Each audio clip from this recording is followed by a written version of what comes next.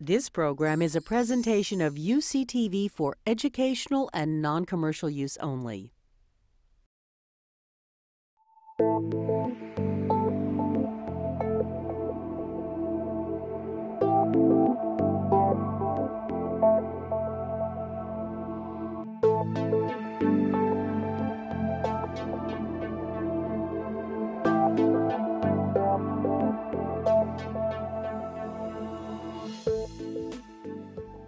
It's my great pleasure today to welcome Judith Freeman, the author most recently of The Long Embrace, which is a biography of Raymond Chandler and a history of his marriage and meditation on Los Angeles and much else. But it's not fiction, so you might be asking, why is she here at Story Hour, which is supposed to be a fiction series? Well, it's a book, The Long Embrace is a book that makes people re-examine their categories.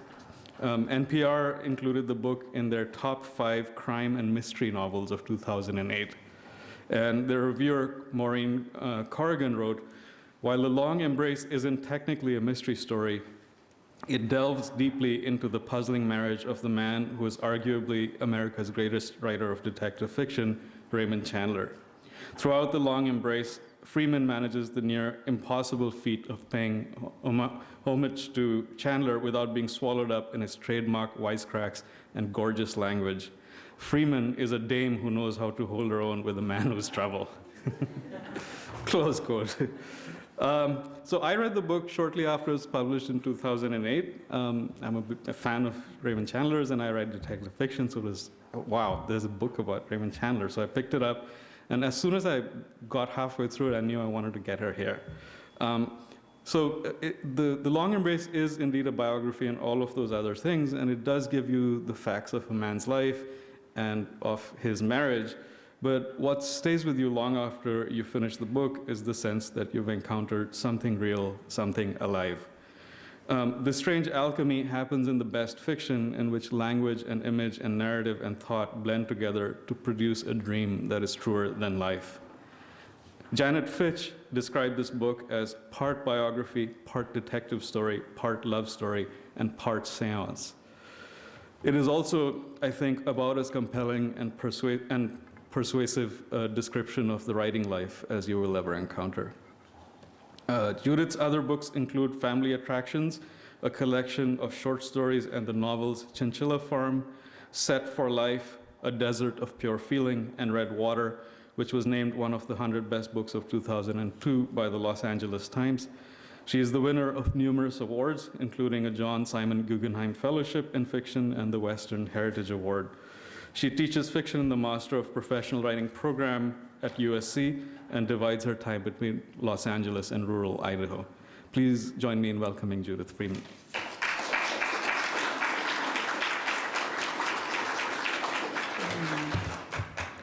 Thank you, Vikram. Thank you for the invitation to be here, and Kristen for arranging it. It's really a great pleasure to be at Berkeley. I was in New York last night, actually doing an event at Symphony Space. They're doing a series that revolves around the year 1939 as being a really seminal year in American culture. That was the year that Raymond Chandler published his first novel, The Big Sleep. It was an amazing year for Los Angeles fiction also. It was the year that Nathaniel West published Day of the Locust and Ask the Dust, John Fonte's great novel, and Raymond Chandler's The Big Sleep. This was really the first LA literature, and that all these books would appear in that year, 1939, is really quite amazing. Of course, it was also a very interesting time in Los Angeles history. I had lived in Los Angeles about 10 years when I discovered Raymond Chandler's work. To say I'm not really a reader of detective fiction or mysteries. I wasn't really drawn to him for that reason. Someone gave me his books, and I found them so extraordinary. Not only was he a great stylist, and he elevated the mystery novel into the realm of literature, but he was probably LA's premier social and cultural historian. He was writing about so much more than whodunit.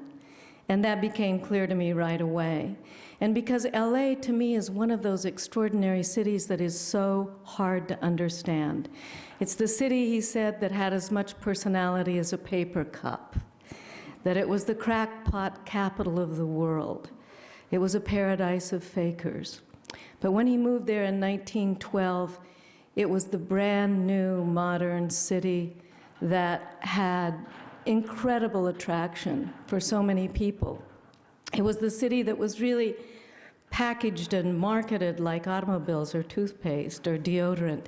It was the first city in America to be sold as a product to the people of America, and boy, did they buy it. So many people moved to Los Angeles in the early part of the 19th or the 20th century, the teens and the 20s. It became the largest internal migration in the history of America.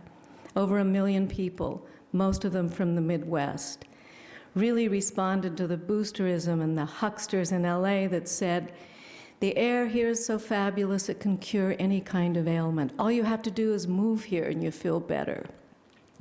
It was a city that became ripe for all kinds of exploitation. So Chandler was born in 1888 in Chicago to an American father, an Irish-English mother. His father worked for the railroads as an engineer, and he abandoned Chandler and his mother when Chandler was 7 years old and living in a residence hotel in Nebraska. He never saw his father again.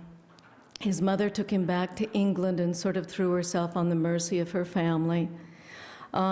He had an uncle who was wealthy, who sent him to a very good public school called Dulwich College. He received an education in the classics.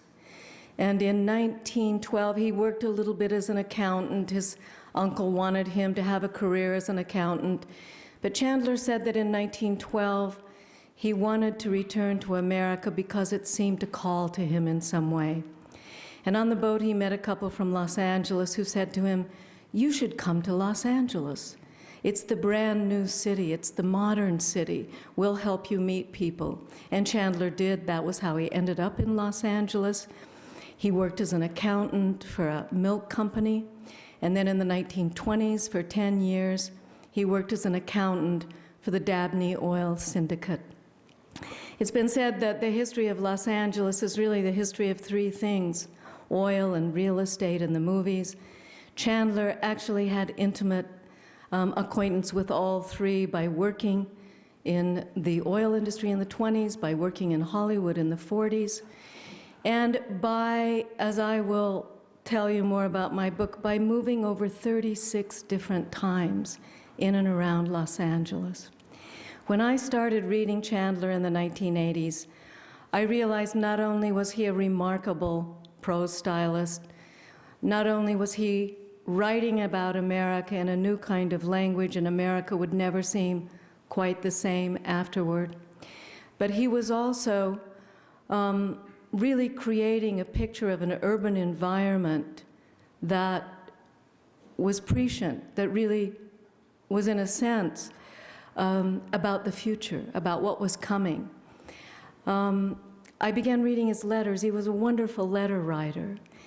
And I noticed that at the top of those letters, the addresses kept changing. And I began making a list of those addresses and realized that he'd moved more than 36 times.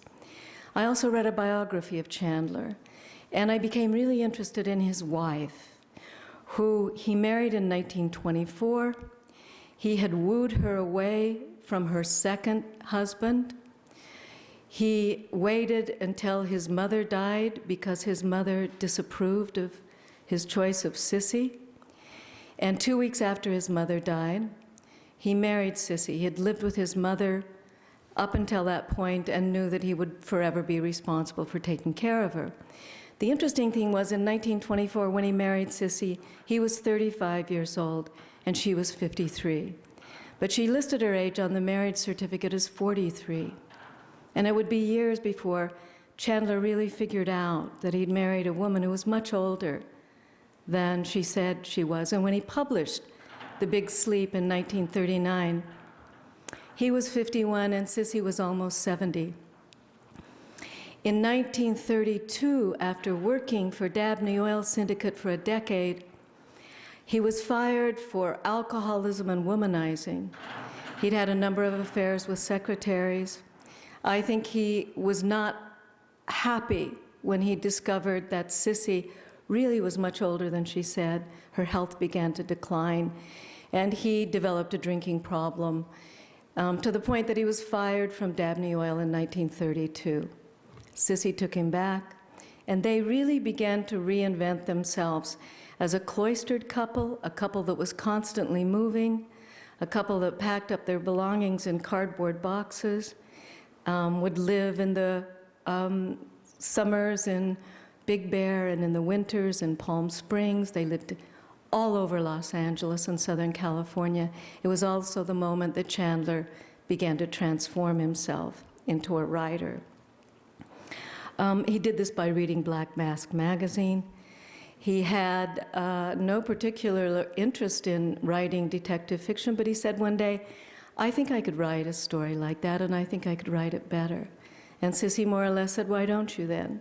And he did. And he started producing stories that were so original, so unusual, partly because he was looking at America, and one thing he was looking at was the incredible corruption in the institutions in Los Angeles. And shortly before he published The Big Sleep, he'd written maybe 15 stories published in Black Mask in the 1930s. And then he wrote The Big Sleep, which I'm sure many of you know, about an oilman named General Sternwood with two bad seed daughters, one of whom is being blackmailed because she has posed in the nude, has taken drugs. The interesting thing was that Sissy in the 1890s lived in Harlem, and she posed nude for photographers and painters, and she was said to be part of this sort of high-life opium set.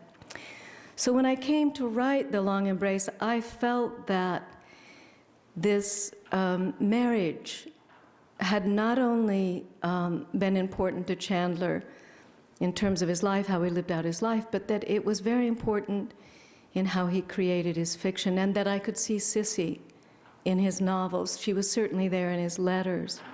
But one of the problems with writing about her is that he burned all her letters, their letters to each other, shortly before he died in 1959. And when he did that, he effectively erased her. So my job, I felt, was to become a kind of detective myself, and that I was going to track down Raymond Chandler, all of his addresses, where he had lived in Los Angeles. I was going to go to different archives. Part of his archive is at the Bodleian Library, part at UCLA. I felt that Sissy held the key to Chandler somehow, and that no one had ever looked at that. No one had ever tried to unlock that mystery. And in doing so, I really came a lot of to respect the way that Chandler, I feel, really understood America and really understood the direction in which we were headed. And I want to read just a couple of quotes from Chandler, some things that he had to say about America. One thing that he said was that he felt that the story of our time is not the story of war or atomic energy, but the marriage of an idealist to a gangster and how their home life and children turned out. And when I read that, I thought, my God, it's The Sopranos. It's not really The Sopranos, but I think what Chandler was saying was that this country has two poles, and it's the pole of gangsterism, and it's the pole of idealism. And we're kind of the children, and we're still waiting to see how the home life is going to turn out. And at the moment, it's sort of a particularly intense time to be watching it all. He also said that he was a great admirer of Nathaniel West, but that he felt that Nathaniel West's novel, The Day of the Locust, was really one long suicide note. Nathaniel West said that he was able to write such short and intense books because in the US we don't have to prepare for violence. Violence is our birthright, the very air we breathe. And one of the things Chandler was writing about was a sort of casual, endemic, everyday violence that would become part of our future. In 1938, Los Angeles was so corrupt that the mayor, the chief of police, the head of the detectives were all indicted or recalled in one massive sweep. The gangsters in Los Angeles had so many of the politicians and the press and the police in their pockets. And that's what comes out in The Big Sleep. That was what Chandler was really writing about. He was reading the newspapers and he was looking at what was happening in Los Angeles, that kind of endemic corruption of institutions in which the ordinary citizen doesn't have a chance to get justice. The law was where you could buy it, he said. The streets were dark with something more than night. And so that's what his fiction was coming out of. There was a tremendous reform at the end of the 30s in Los Angeles. The gangsters were driven out of town, and they ended up going out to a little wind-blown desert town called Las Vegas and sort of setting up shop there. But it was the beginning of a real reform in Los Angeles. So I want to read a section tonight, a couple of short sections. It has to do with my search for Los Angeles, for Chandler in Los Angeles. At least half of the 36 places that I went to had been torn down, which really gave me a sense of how quickly things turn over in LA. People say there's no history in Los Angeles, but it's not quite true. It's just not the kind of history that we're used to. It's not that vertical history that goes back in time, but it's a strange kind of horizontal, lateral history almost that replicates the way the city spread out. I drove all over Los Angeles, tracking down all the addresses and looking at the various neighborhoods. Sometimes I would go to revisit a place. There's a mention in here, just one thing I'll explain, is that I one day went to a Chandler apartment, and in an old mailbox, a row of mailboxes, where he had lived in 1932, there was a tiny little piece of yellowed paper with the handwritten word Chandler on it. I was so astonished. I thought, could this have been left here in 1932, when Chandler lived in this apartment, which is just off Los Feliz in Hollywood? And so that appears in this section. And it was at this apartment in Greenwood where Chandler really began to write, where he got sober. He stopped drinking for an entire decade. And that's when he transformed himself into a writer. It was the season of wind. The rains had stopped and the Santa Anas had begun. The hot, dry winds that came in from the desert and blew all day and night, setting people's nerves on edge, blowing over RVs in the Cajon Pass, leaving the streets littered with the lacquered red limbs of fan palms. In his short story, Red Wind, Ray had described such winds. It was one of those hot, dry Santa Anas that came down through the mountain passes and curl your hair and make your nerves jump and your skin itch. On nights like that, every booze party ends in a fight. Meek little wives feel the edge of the carving knife and study their husbands' necks. Anything can happen. You can even get a full glass of beer in a cocktail lounge. In this season of wind, Orange County was burning. A fire had erupted in the Anaheim Hills just south of the city and was threatening the expensive homes tucked into canyons and ridges. Over 2,500 houses had already been evacuated. People were shown on the evening news, clutching pets and baby pictures, loading up their cars, preparing to leave their smoke-filled neighborhoods. The long blonde hair of the wives blew in the wind, and their husbands' shirt collars flapped wildly, and in the background the palm fronds flew at 90 degrees while the crimson and orange flames licked at the horizon. Watching the scenes on the TV, you knew that the wind was bad for the fire, or rather it was good for the fire and bad for the people. The newscasters all mentioned how this wasn't the normal season for fire, but seasons were no longer things you could count on. Some mornings now you woke thinking about the planet heating up and how this was definitely not a good thing. Hot, dry winds in January, raging fires, smoke and drifting ash falling on the city. Then you reminded yourself that there was no particular season for disaster in Southern California. Disaster was the continuous nascent undercurrent to our days. I kept a long list of Chandler addresses taped to the wall next to my desk where I could see it every day. Bonnie Bray, Angel's Flight, Bunker Hill, Loma Drive, Vendome, Catalina, Stewart, Leeward, Longwood, Gramercy, Meadowbrook, Hayes, Westlake, West 12th, Highland, Greenwood, Riesdale, Silver Lake, Hartselle, Woodrow Wilson Drive, San Vicente, Elif, Shetland, Pacific Palisades, Brentwood, Idlewood, Riverside, Santa Barbara, Cathedral City, Allen Avenue, Big Bear, Harlow Haven, Arrowhead, Arcadia, Monrovia, West Duarte, Palm Springs, Havenhurst, Drexel, Camino de la Costa, Hotel de Charo, Neptune Place, Prospect. The list read like a plain song of wandering, the liturgy of a long search for home, a mini-mass for restless souls.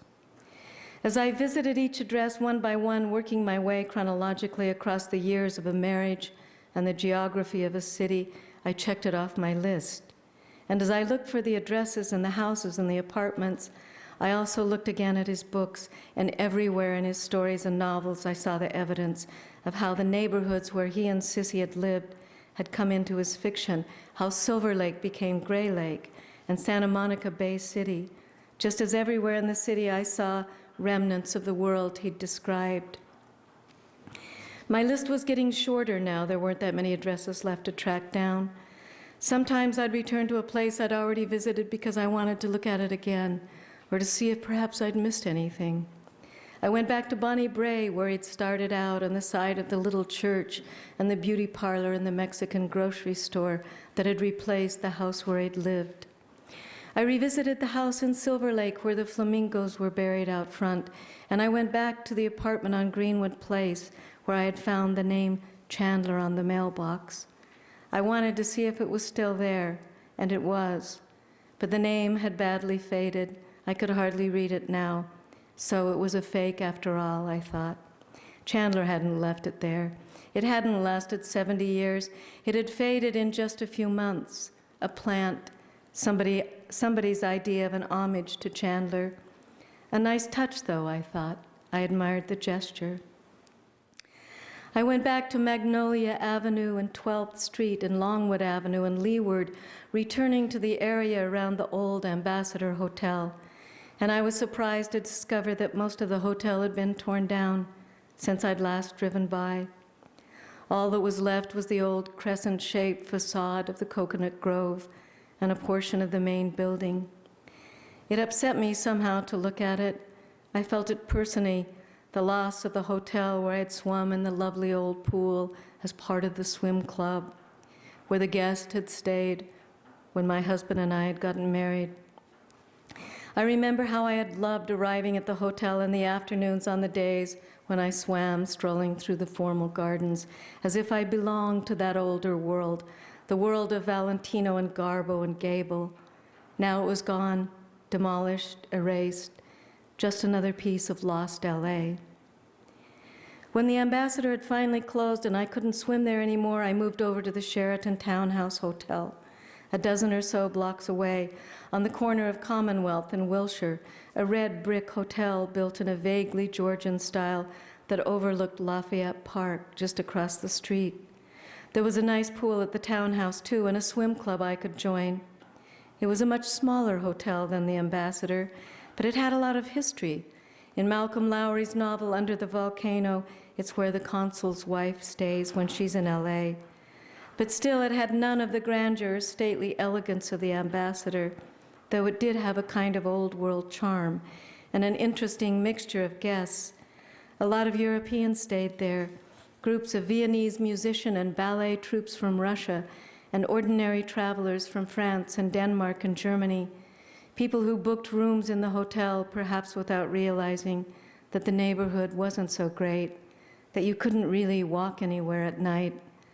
Lafayette Park was overrun with junkies and homeless people who had their own agendas and needs, and they were not averse to occasionally turning those needs into criminal activities.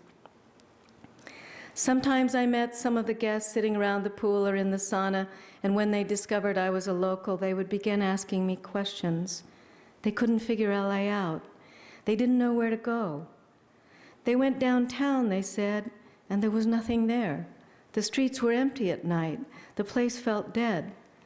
When they did rent a car, they didn't know where exactly to go or how to get there, and freeway driving felt intimidating. Plus, it took so long to get anywhere. Everything was so far apart. Wasn't there any public transportation, they asked? Where was the center of the city anyway? You could see the confusion these people felt about LA. It wasn't like any city they'd ever been in. They couldn't figure it out. They were intrigued by the parts, but they felt lost in the whole. This was the anti-city, an illegible sprawl of freeways and roads lacking a discernible heart, or even a vantage point from which it could be seen at a single glance.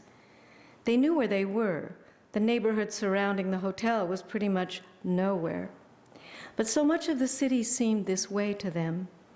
The guests at the Sheraton townhouse looked out the windows of their rooms, and what they saw were junkies shooting up in the park and people who hauled their entire lives around them in metal shopping carts, who lived outdoors on the grass. This, they believed, was LA. And in a sense, they weren't wrong. With a population of 80,000 homeless, you could say they were glimpsing a fragment of a sizable constituency, the poorest of the city's poor. The doorman called their guests taxis, and they waited beneath the porte cochere in their nice European clothes and looked out nervously toward the park at the ragged, haunted figures eyeing them from across the way, and wondered about these citizens.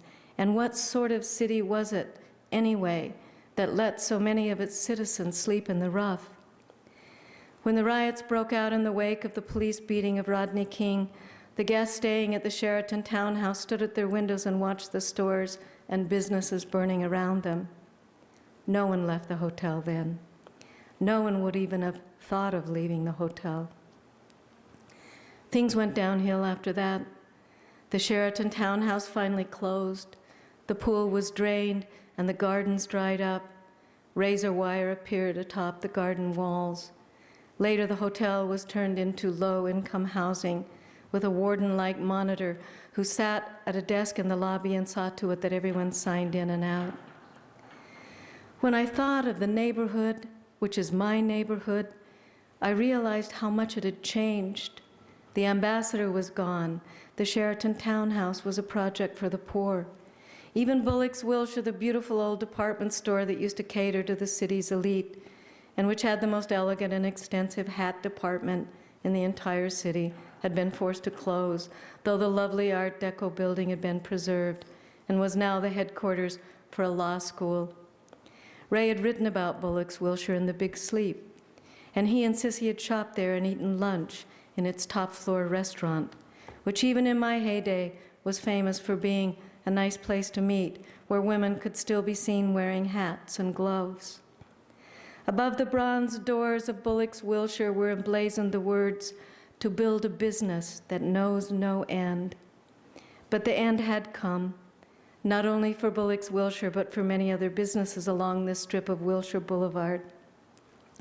Down the way on 6th Street in Carondelet stood the old Elks Building, where great towering statues of warrior women, several stories high, formed part of the outside facade. It was now a place to rent for movie shoots. It too had words emblazoned above its front doors.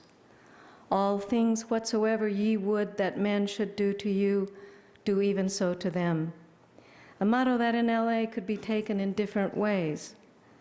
These buildings had all been built in the 1920s at the same time as the main library downtown had been erected, and it too had inspirational words above its main doors. "Books alone are liberal and free. They give to all who ask. They emancipate all those who serve them faithfully." Among the city's founders, there had been a kind of utopian longing to create a higher civilization in LA, one that would inspire the citizenry to achieve new heights, build businesses that knew no end, treat one another as they wished to be treated, liberate the mind through reading and the arts, and you could still see this kind of idealism writ large on the facades of buildings that had failed their promise.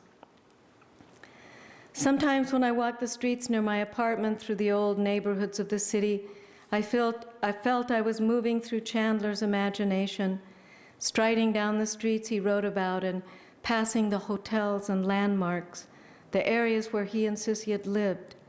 Even my own street turns up in his stories. He must have liked the name, Carondelet, with its faint ring of New Orleans. Some of the lovely big old apartment buildings that were so reminiscent of Chandler's era, like the Royale on Wilshire and the Rampart, were now boarded up. But others had survived, including the Ansonia apartments on 6th Street in Carondelet, and the Asbury just down the way, and the Rampart Arms, the Gaylord, and the Talmadge on Berendo and Wilshire, named after Norma Talmadge, who once lived there.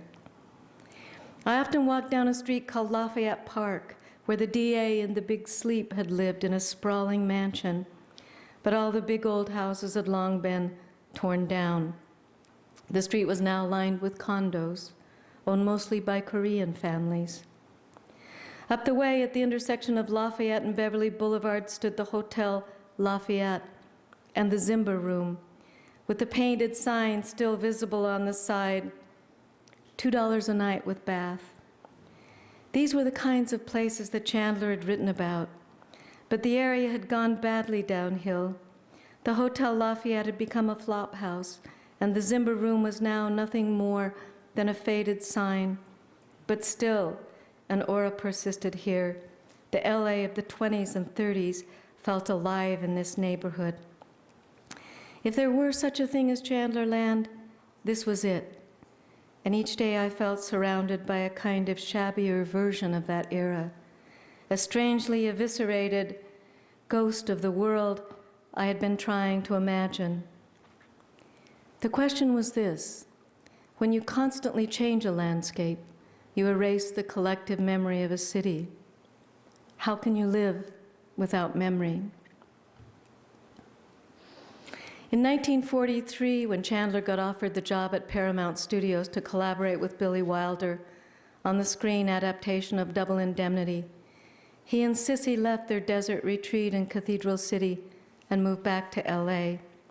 They took an apartment in Hollywood not far from Melrose Boulevard, and the studio where Ray would be working in an office in the Writers' Building. They wanted to be close to the studio, and it was only a 5 or 10-minute drive to Paramount from the small apartment they rented at 1040 Havenhurst.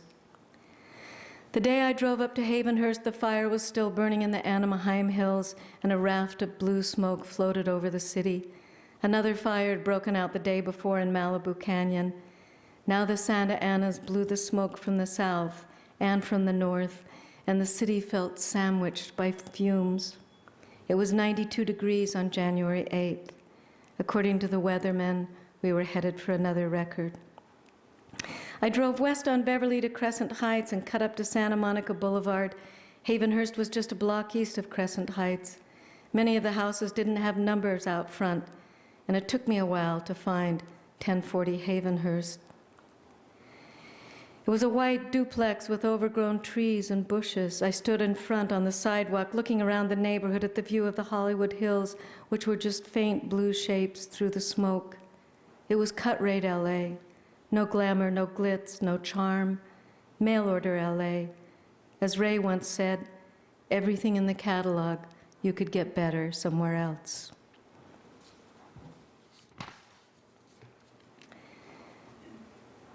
So I'm going to jump ahead a little bit, and I'm going to read just the last part of the book. The last few pages. Before I do that, I want to say that when The Big Sleep came out, critics in America didn't really appreciate it. They called it a study in depravity. They said it was a book that was populated by moral defectives.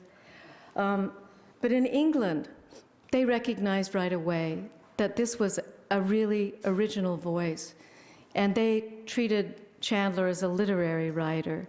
He was always appreciated more in France and in England in the beginning than he ever was in America. In France particularly, he was embraced by Camus, who said that he felt that Chandler was America's own homegrown existentialist. Camus said that he was affected when he wrote The Stranger by reading Chandler's novels. But in America, they didn't quite get it. In England, they always got it. It took a while before people began really embracing and realizing Chandler for the writer he was. By the end of his life, he understood that he had a huge following, that people all around the world really appreciated his books. So I want to read just a piece from the time that I spent in Oxford. The majority of Chandler's Oxford archive is at the Bodleian Library. As the weeks wore on in Oxford, I began to feel as if I were living entirely in the past, caught up in the rhythms of the charming old city, as well as Ray's long-gone world. He was my most steady, most constant companion. I kept to myself, dined alone in the evening, retired early to my room, ate my solitary breakfast, and went off to the library to join him again each day. Sometimes I took long walks through the cobbled streets of Oxford, past All Souls and Jesus College, and the sign advertising the guided ghost tour of the haunted university sites. I often stopped in the same little pub and had a drink, always sitting at the same table in the corner of the room, always aware of being an outsider. In time, I grew used to my solitariness. But one morning when I entered the dining hall, I found it full of students, all sitting at the long tables and chatting with a few professors seated among them. I learned that a seminar in physics had drawn the students to the college for a few days, and that we would be dining together for a while. That first morning, I sat across from one of the professors, shyly hoping for conversations, but after a brief, polite hello, the professor chose to ignore me, preferring to chat with his students. My own reticence prevented me from pressing small talk upon him. An English friend once said to me that in the UK, there's an intimacy within a group where you're known and accepted. Whereas in America, by contrast, she felt to be a vast nation of strangers whose casual politeness and social interest is a way of negotiating that strangeness. For several days, I sat at the professor's table, largely ignored by him, until one morning he turned to me and unexpectedly said, "And what exactly brings you to Oxford?" I told him that I was working on a book about Raymond Chandler, and I had come to Oxford to consult the Chandler archive in the Bodleian Library. "Raymond Chandler," he exclaimed, his face suddenly brightening, "but I'm a great fan of Chandler's. I absolutely love his work.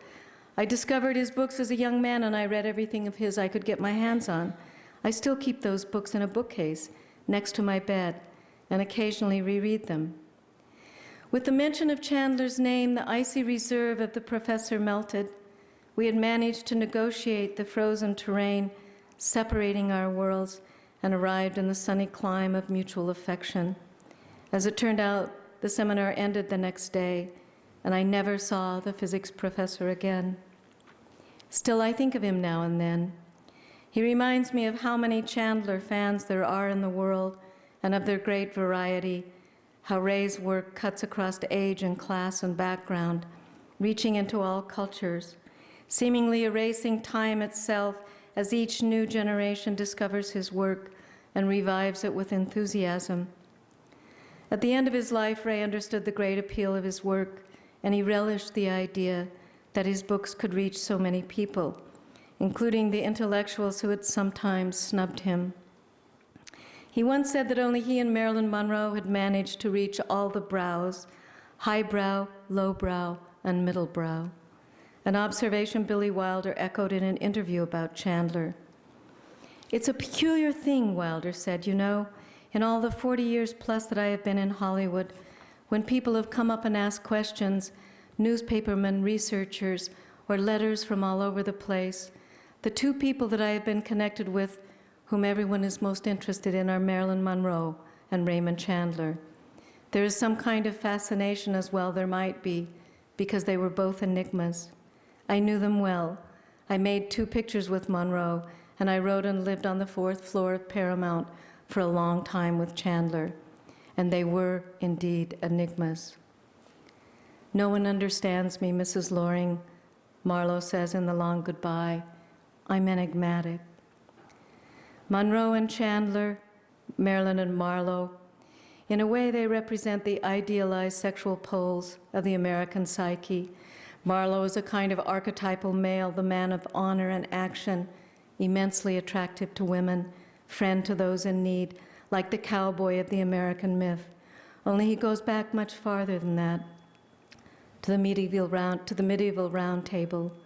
The American cowboy and the English knight rolled into one. Monroe is a kind of lushly gorgeous female icon, her naked sexuality all the more attractive for the vulnerability and unthreatening sweetness that comes with it.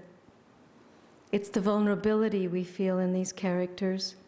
And I wonder if it isn't, at least in part, that sense of vulnerability that touches our psyches so deeply and gives these figures their staying power. Poor Marlowe, you know, always getting beat up. And poor Marilyn, in her own way, always getting beat up too.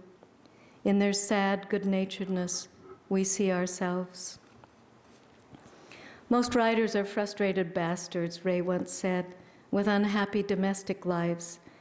I was happy for too long a time, perhaps. I never really thought that I was anything more than a fire for Sissy to warm her hands at. She didn't even much like what I wrote. She never understood that to get money, you have to master the world you live in and not be too afraid to accept its standards.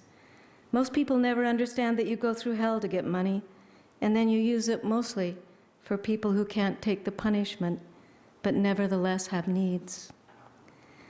What he was saying was, I did it all for Sissy because she had needs and she couldn't take the punishment of the world, but I could, and I had to protect her, and I did. And what did Sissy do for him? Besides provide him the entry into his world of fable by nurturing his role as her white knight. She kept him sane. She watched over him. She cared for him and worried about him.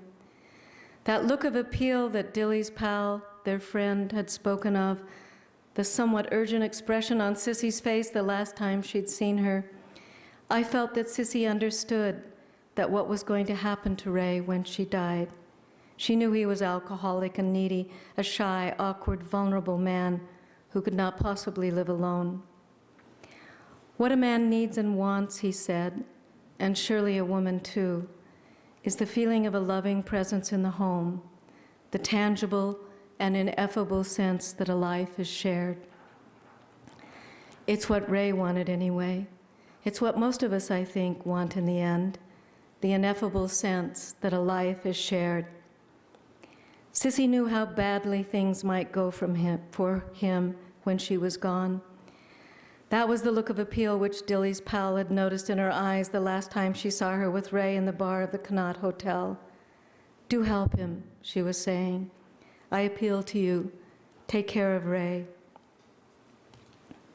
Well, what the devil, as Ray might say. Skip it, why don't you? For Pete's sake, give it up. I always was a man without a home. Still am.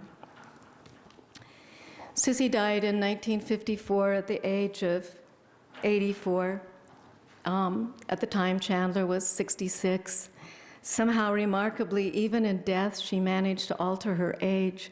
The death certificate that I found at the Bodleian Library listed her age as 66, not 84, which made me realize the complicity of Chandler in the fiction about her age. The other thing I found in the Bodleian, as all of you probably know, realized for many years, critics have realized that the character that Chandler created of Philip Marlowe was really the White Knight, and that he was there to stand between the little guy, the citizen who couldn't get justice from the corrupt institutions. And he was that figure of the white and the cowboy who rides into town to protect the citizens from the corrupt railroad barons or cattlemen or whatever. And what I found in the Bodleian was that, yes, they had had nicknames for each other. She had called him Rameo, but she had also invented another name for him, and that name was Galabioth. you can hardly pronounce it as a nickname, Galabioth. And when I tried to find the origin, it was a completely made-up name. But it has overtones of Galahad, and it became clear to me that she had endowed him with that persona of the White Knight, that his years at Dulwich College had given him a kind of Victorian code of honor, which he gave to Philip Marlowe. Chandler lived 5 more years after Sissy's death. They were 5 pretty sad years when he once again really descended into alcoholism.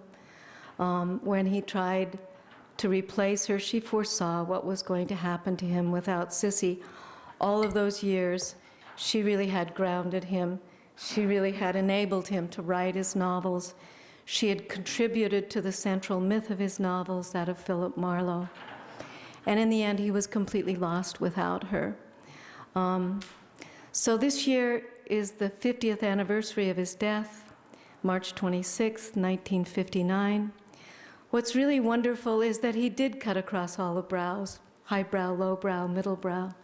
It really is possible for a philosophy professor to become deeply enamored of his work, or a writer like myself or Vikram, just as it's completely possible for the guy who works on my car, the mechanic, to become a great Chandler fan. And it's still possible 50 years later. And that, I think, is an indication of his great, lasting legacy. So I'd be happy to take any questions if anyone has any. Yeah, thank you. How long did it take you to find all the information for your book? As I said, I got the idea in 1986, but as often happens, you get an idea, and it incubates for a long period of time. I ended up writing a couple of novels, and then in 2002, long time later, it just felt like now was the time. I felt like this is the time to write this book. It was probably 3.5 years altogether,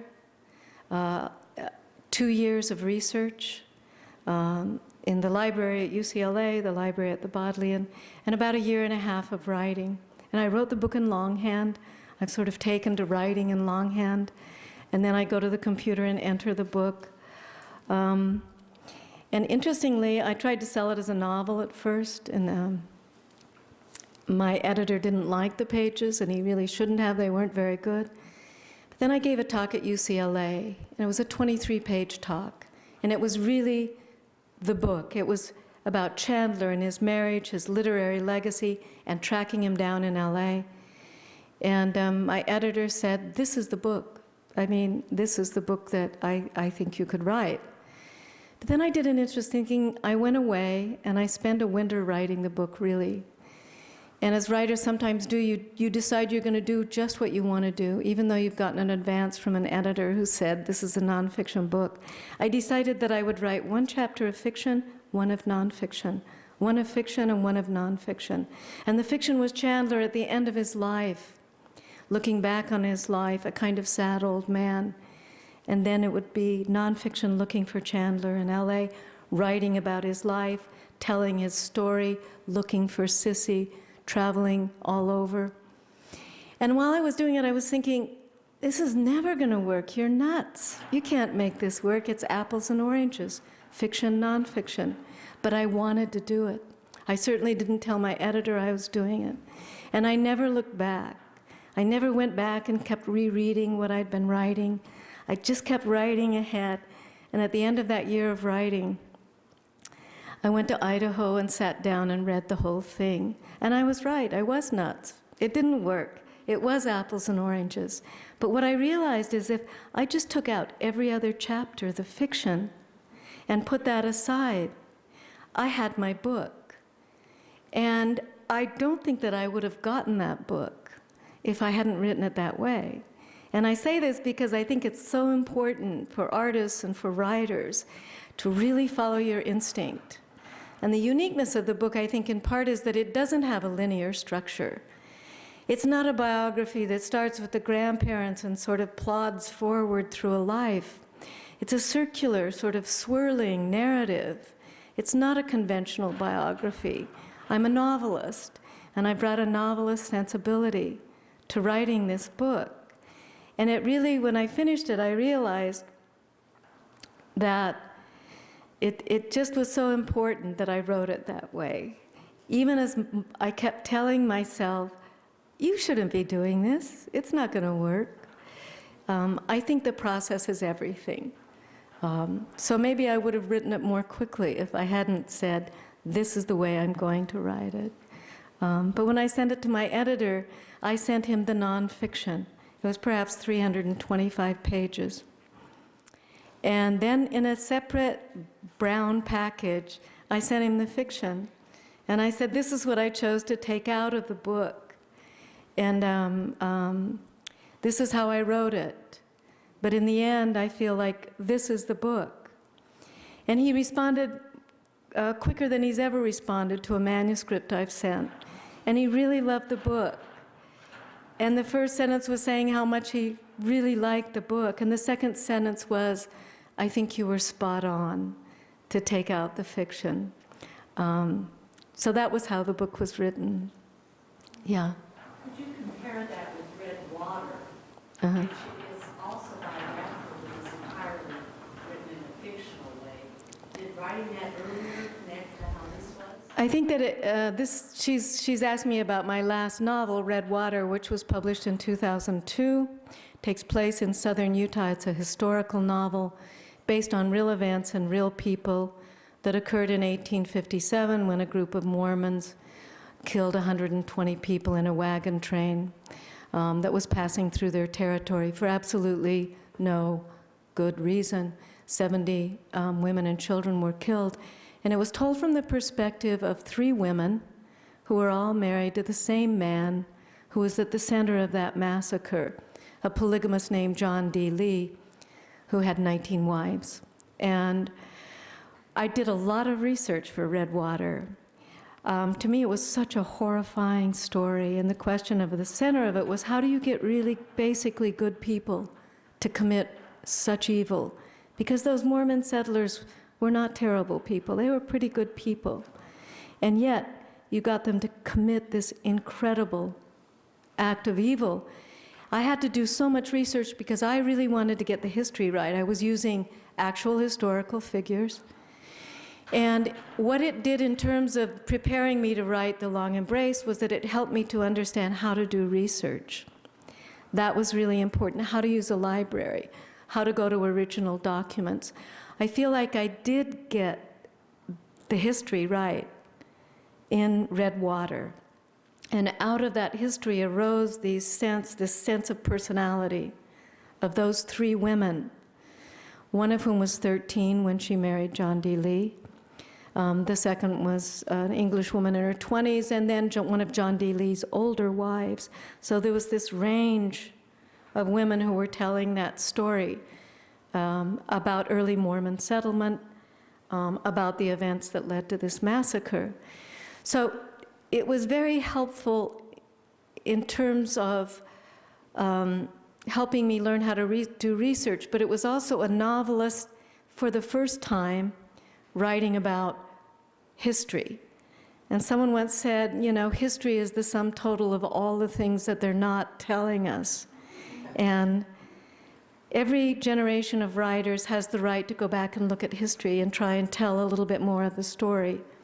That's what I felt like I was doing, but it was a novelist coming to facts.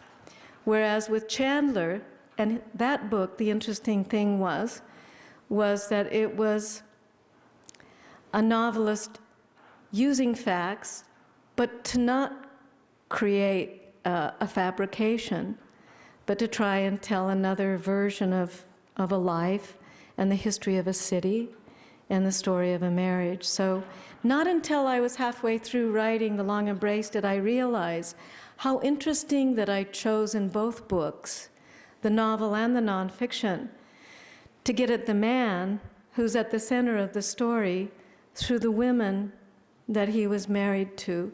I really didn't set out to do that, but that was what I realized, that's part of maybe what interests me, is that you have these historical figures that are often men, because they were the main players and those in power.